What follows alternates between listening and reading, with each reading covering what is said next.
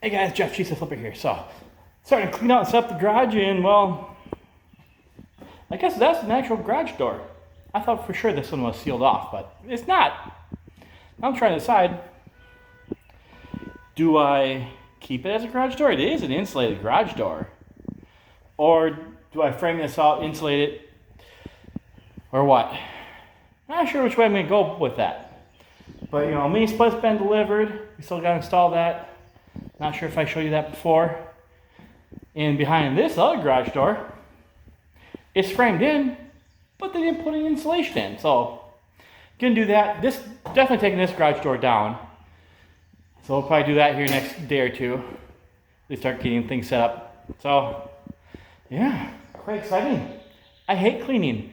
It's really hot outside. I'm sweating. So today's mission, we're gonna take this guy out.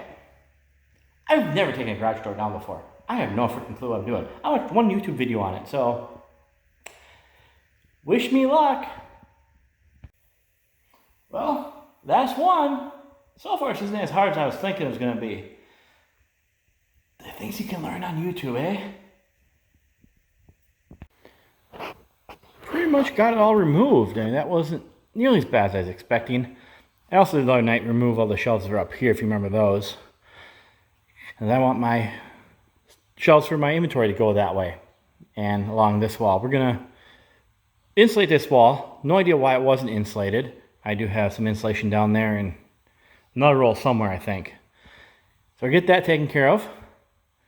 Then I don't know if we're going to just, leave it as is, or if I'm actually going to get a thing of sheetrock put over there or not. With the prices nowadays, I might skip it. It's going to be behind shelving. Who's going to really care, right? Yeah. So, got to haul all this junk out. Just got to pop this little bugger here out. That's not going to be too hard. A couple screws. Biggest thing is actually all the staples they used up here to hold those wires, and that's probably going to take me longer than the rest of it. So yeah, the garage sure is coming together here. All right, now we got most of the garage door down. I'm going to worry about that little guy a little bit later because he's not really in the way and I'm running out of time. We're going to get this insulation up on here where for some reason when they did the rest of the garage they didn't do this part. Guess maybe they thought the insulated garage door that they left in was enough, but yeah. I'm not keeping that garage door, so I'm going to insulate this. And voila, just like that, it's all done. Got all the insulation up, got the plastic around it all stapled in. Be real nice. It's going to help keep us nice and toasty in the winter time, nice and cool in the summertime. So, that might be all we do today. My little man came out there. Yeah, he's fixing another garage door.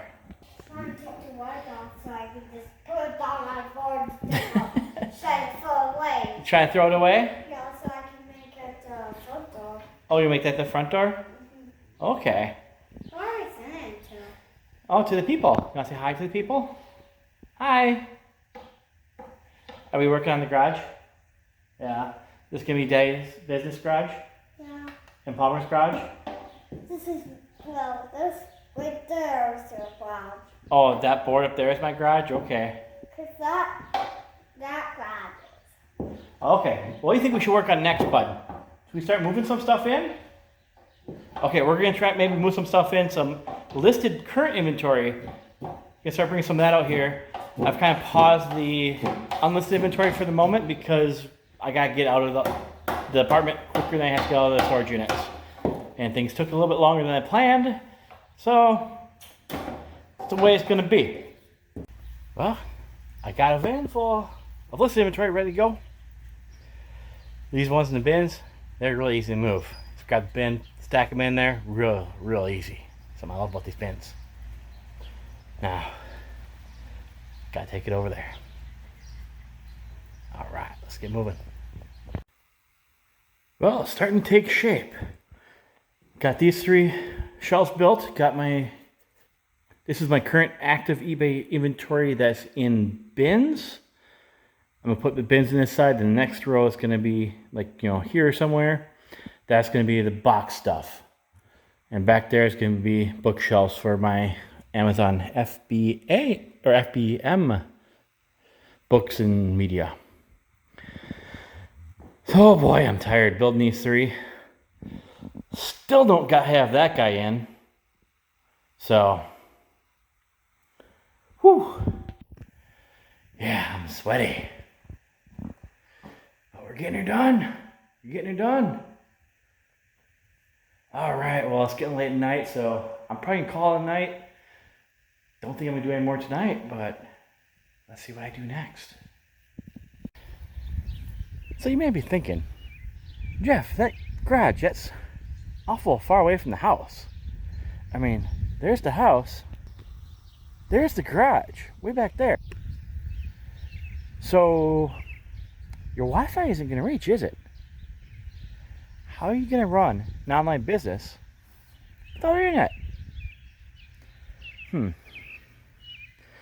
I don't know.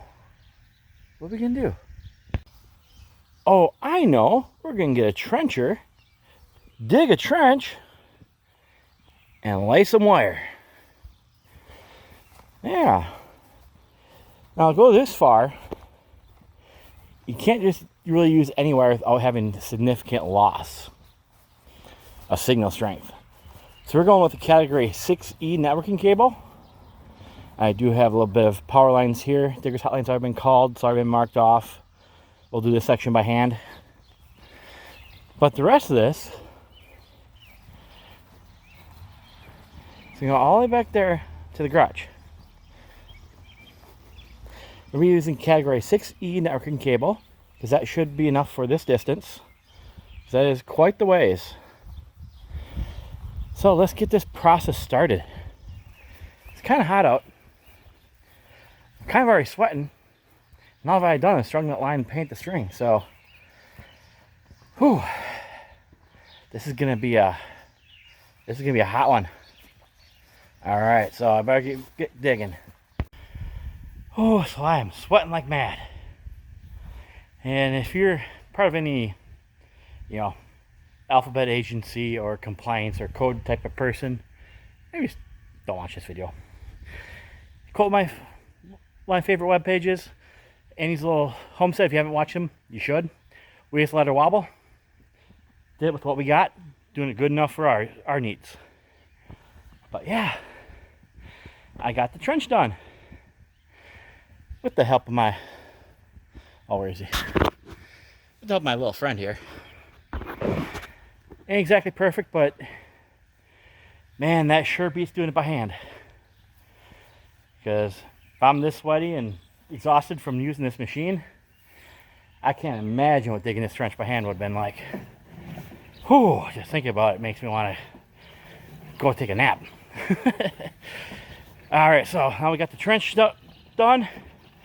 We're gonna lay some cable. First, we'll actually put some conduit and some cable. And again, I don't know if there's any rules on this, but we're just gonna send it. So, what we'll be doing next. All right, so today we're installing the mini split. It's gonna be really nice getting this in here finally. I do have some people helping me out, so I'm not sure if they're gonna be okay with me filming, but we'll see. I'm really excited to get this guy installed. It is the Coolmaster 24K DIY version, which means do it yourself, which is a thrifter, I'm sure, is something we all kind of lean towards. Because, paying someone else to do it, nah, we do it ourselves. So, really excited to get this guy installed. This garage is so well insulated, even in the summer heat. It's been pretty decent in here, but it is a little bit stuffy. And, especially when winter comes, we're definitely going to want the heat side of this little guy. If you don't know what a mini split is, it's basically 2 units. This guy here is outside. This one's inside. And you got your little connector piece. And what this guy is, kind of like an air conditioner that's reversible. So I don't know if you know this, like through the refrigeration cycle, basically you can shoot cold air one way, hot air the other way, and you can flip that around on a mini split. It can go either way. On your standard air conditioner, it only goes one direction. So, quite excited for this guy. He's a little bit bigger than what really this place here calls for, but it's the 24K, probably the 18 or even the 16K would have been just fine for here, but you only $5 more to go big. So we got the little bit bigger one. Hopefully the idea is it runs a little bit better because it's not going to have to be taxing the system as much. Because, I am in Wisconsin, and it does get a little bit cold. So the first step is, you really don't want to put these mini splits directly on the ground, especially if you live somewhere with snow. So we built up this little table here to hold it. Not too bad. We've got some treated wood, and just popped it together. That should hold it. They do sell a bracket system for it, but it's like $150, $200. And this is cheaper. So we're going to do it this way. Going to have to level it a little bit, I think. It's a little bit off kilter. But we'll get that done. Alright, so let me splits all installed, running. It's actually pretty darn quiet. I'm pretty surprised by this thing. It is the DIY one. It comes with this really big coil. We ended up contacting an HVAC guy. And the whole coil will just be kind of a mess on the floor there. So he actually cut it and brazed it. We kind of got it installed a little more properly than the DIY system. Now, I'm not sure if I would recommend the DIY system or not, because it is kind of designed to meets all situations, or most situations, where it doesn't really get that perfect fit. Like I said, with that coil, that would have been kind of goofy. One really cool thing about these mini split systems is that they also do, you can see down here, this is a drain tube. So it also works as a dehumidifier. So it's a heater, it's an air conditioner, and it's a dehumidifier. Now, it's a little bit dark, so we're going to step inside here. Turn on the light here. And it's just right up here. Pretty simple. I mean, it's blowing right now. Nice and cool. I don't know if you can hear it or not. It's pretty darn quiet. This is way quieter than most air conditioning units. So that's pretty nice. Guys, except for 71, it's been holding up pretty good. Even if you go all the way over here to my... excuse me, I can't run this stuff. All the way over here, the opposite side over by my desk, where we have the panel. It stays pretty good way over here too. And hey, we just got a sale. Awesome. So yeah, so far I'm really liking this mini split system. Of course, the real test of it is going to be this winter here in Wisconsin. See if the heating element can keep up. Hopefully it does. If not, I do have a backup plan. Up in the upstairs part of the house, when we pulled things out, we did pull out 3 electrical baseboards, some pretty big ones. So if we do need it, it's pretty much, the wiring is basically there for it. Well, down here, so I can pop those in if I need them with probably only about a weekend's worth of work. So that would be my plan if this doesn't hold up. I will do an update like February or something to see how this thing is keeping up with heating this space. But for cooling and for humidity control, definitely working out. Alright, so the place is kind of coming along pretty good. Now, it is taking me a little bit longer than I wanted it to, but that's kind of the nature of the beast. I was hoping we'd be completely done by now, but we're not. So what are you going to do? But I do have my shipping supplies all in. This is pretty cool.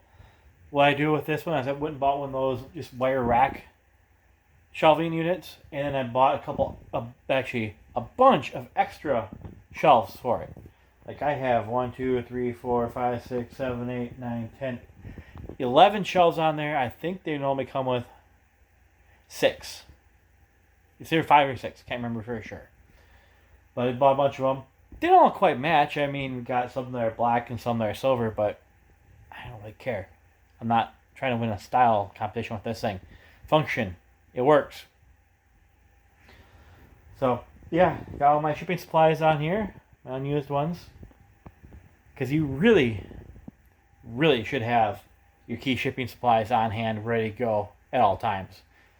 You don't want to sell something that have to go scrounge for a box or polymailer and hope you find it. No, you need it ready when you need it. So, and before fourth quarter hits, you guys better get out there and load up on this stuff, because I have a feeling it might be a little bit difficult to get a hold of at the last minute like it was kind of last few years. So, yeah, plan now. Get your USPS supplies, especially, you know, your poly mailers, cardboard mailers, and your priority boxes. I mainly use the Reach Nay, the shoebox, and the, I think it's 4 or 6 inch square one, whichever one that one was. You still gotta get your basic poly mailers and everything else just ready to go. You know, eBay, if you're on eBay, they do that shipping coupon if you have a store. So make sure you are doing that. I'll try to put a link down below. But, you know, everything is really coming into place, and this is really, really going to help. Now, my next step here is going to be to get out of my storage units where I have all my unlisted inventory. Everything active is here and ready to go. So if it's listed, I got it here. I've actually got my place completely set up. Got my computer over there. Got my photo booth over here. My lights, everything is operational. I just need to finish moving in the rest of the stuff. I'm going to put a few more shelving units in there, actually quite a bit, probably over doubling what I have right now. When I move in the unlisted inventory, you're going to be shocked how much unlisted inventory I have. But this is going to be basically the end of part 1 of the garage. And part 2 will come as we move more things in and I kind of get an idea of how I'm going to process it. And then we're going to start an adventure of listing all that unlisted inventory, because there's a lot of it. Like an embarrassing amount of unlisted inventory. Yeah. So that's going to be our next adventure. I'm going to have a follow-up to this video here showing the rest of the setup once I get it. It's still kind of a mess in here. Like, I do have like all these boxes for moving. I still have the mini split box. All those boxes. I still do have a lot of empty space in here. Like, you know, you see I have all this here. That's quite a bit of empty space left. That's all going to be filled up with shelving. Unless inventory, I'm going to put, you know, right here I have 2. It's going to be 3 going down. 3, so 3 on each side, 3 and 3. So it'll be 6 and 6 here. There's going to be another 6-pack right about here. And another 6-pack right over here. So we're going to get a lot of shelving units in here pretty quickly as we start to move in all that unlisted inventory, which they're all in my storage units. So what I might just go rent instead of using my van and doing basically one little shelf load at a time. I'm thinking I might go rent an actual trailer, like a big U-Haul trailer, or probably just a trailer so I can pull it, and try to do like 1 to half of a storage unit at a time. Like, you know, over a weekend, do 1 or 2 of them. Get out of those things. I'm sick of paying for them. I've been paying for these storage units for years. Luckily, I'm only paying about $150, but still, it adds up. It cuts from the bottom line, you know. So having this new place at our house, which isn't cost us much more than what we were renting a duplex for, is just going to make all the world difference. So hopefully you guys are, wherever environment you have for your reselling business is working for you. If it's not, do you have plans on changing it? Are you limited? Are you, like, what's going on with your storage situation? Because this business, you have to have the space to work in. I mean, you can do it to a much more limited scale with, like I said, just like one little shelving unit or one little area. It can be done. Definitely can be done. But to really expand, you're going to need some space. So, guys, keep on selling, keep on listing. You have a great day. I'll talk to you later. Bye-bye.